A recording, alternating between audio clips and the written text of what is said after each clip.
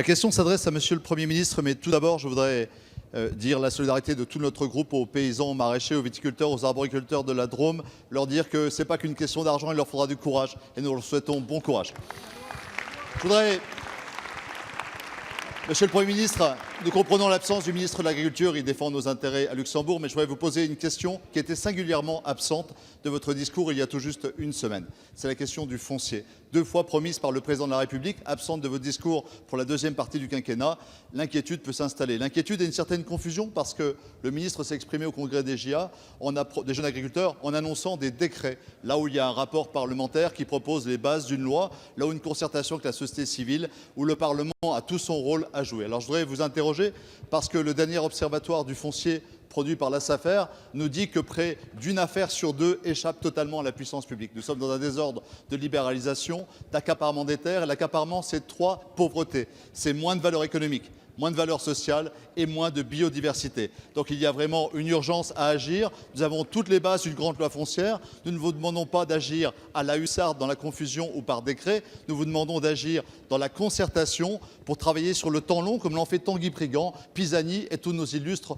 prédécesseurs. Je voudrais vous dire que nous sommes prêts à cette démarche d'ouverture, qu'elle nécessite par contre des mesures d'urgence. Parce que dès qu'on annonce une loi de régulation, on sait que tous ceux qui fraudent accélèrent le mouvement. Donc on ne demande pas des décrets à la place de la loi, on demande des mesures d'urgence, des pouvoirs exorbitants de l'État pour prévenir les mauvaises manières et conserver ce qui autrement serait irréversible. Nous avons besoin d'une démarche claire. Monsieur le Premier ministre, vous n'avez pas parlé du foncier, mais vous avez parlé d'une nouvelle méthode pour la deuxième partie de quinquennat. Vous avez parlé d'une capacité à parler avec les oppositions, à nous entendre, à nous rassembler. Est-ce que c'est le moment ?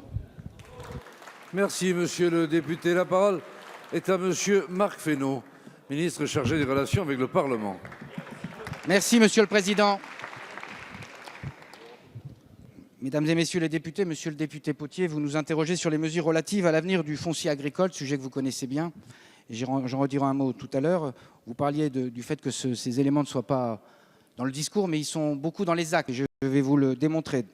Dans son discours d'inauguration au Salon de l'Agriculture, le président de la République a souligné que l'accès à la terre agricole constitue un frein au renouvellement des générations des agriculteurs en raison de 2 phénomènes principaux, l'artificialisation des sols et la concentration des terres. Il souhaite que des mesures claires soient prises pour faciliter l'installation et l'accès au foncier des jeunes agriculteurs. Ces mesures peuvent être prises par différents outils, sans nécessairement toutes relever du cadre législatif. Vous nous demandez de la concertation.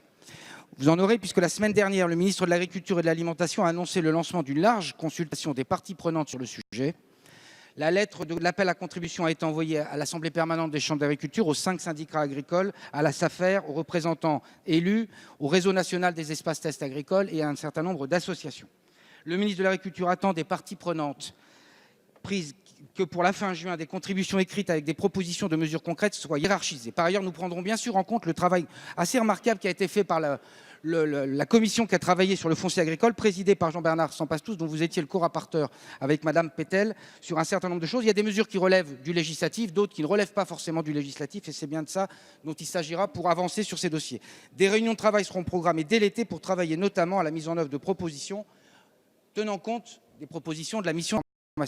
Et je suis certain, monsieur Potet, que nous pourrons tous ensemble trouver les outils, c'est l'appel que vous lanciez, pour assurer le renouvellement des générations, la préservation de notre foncier agricole et la préservation de cette richesse inestimable, trop souvent mésestimée, qu'est le foncier agricole. C'est aussi d'ailleurs le potentiel alimentaire que nous préserverons ainsi. Vous me permettrez enfin d'ajouter simplement que pour assurer le renouvellement des générations, il faudra assurer pour les agriculteurs des revenus décents. Et c'est bien tout le sens de la politique que nous menons depuis 2017. Je vous remercie. Merci, monsieur le ministre.